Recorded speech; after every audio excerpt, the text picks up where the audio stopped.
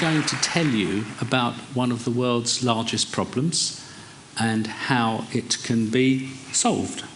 I'd like to start with a little experiment. Could you put your hand up if you wear glasses or contact lenses or you've had laser refractive surgery?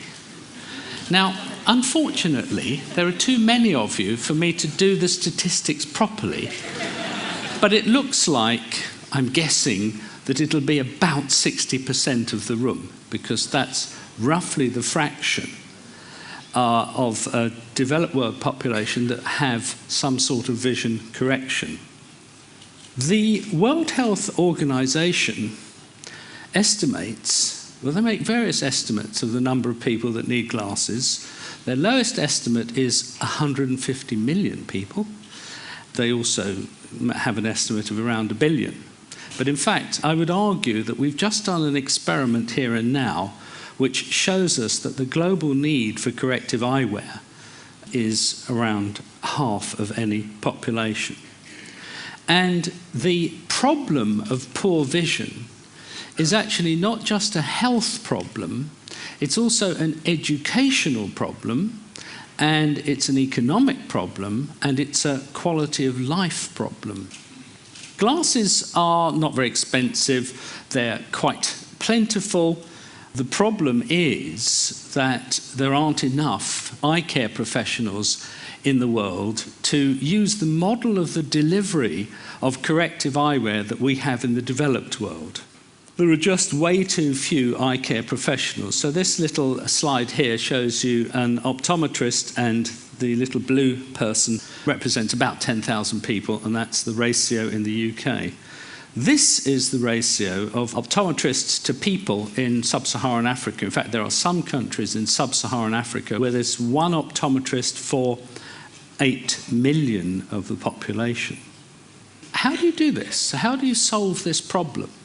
I came up with a solution to this problem, and I came up with a solution based on adaptive optics for this. And the idea is you make eyeglasses and you adjust them yourself, and that solves the problem. What I want to do is to show you that one can make a pair of glasses, and I shall just show you how you make a pair of glasses. I shall pop this in my pocket. I'm short-sighted. I look at these signs at the end, I can hardly see them. So, okay, I can now see that man running out there, and I can see that guy running out there. Okay, I've now made prescription eyewear to my prescription. The next step in my process, so I've now made eyeglasses to my prescription. Okay, so I've made these glasses, and okay, I've made the glasses to my prescription, and I've just there we are.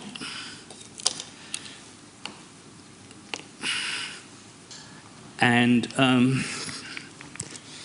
I've now made some glasses. That's it.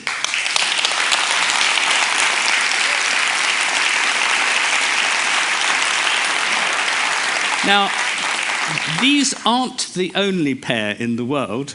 In fact, this technology has been evolving. I started working on it in 1985, and it's been evolving very slowly.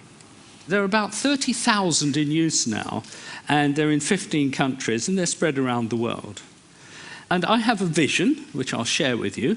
I have a global vision for vision, and that vision is to try to get 1 billion people wearing the glasses they need by the year 2020. To do that, this is an early example of the technology. The technology is being further developed. The cost has to be brought down. This pair, in fact, these currently cost about $19, but the cost has to be brought right down. It has to be brought down because we're trying to serve populations who live on $1 a day. How do you solve this problem? You start to get into detail, and on this slide, I'm basically explaining all the problems that you have. How do you distribute? How do you work out how to fit the thing? How do you have people realizing that they have a vision problem? How do you deal with the industry? And the answer to that is research. what we've done is to set up the Centre for Vision in the developing world here in the university. If you want to know more, just come and have a look at our website. Thank you.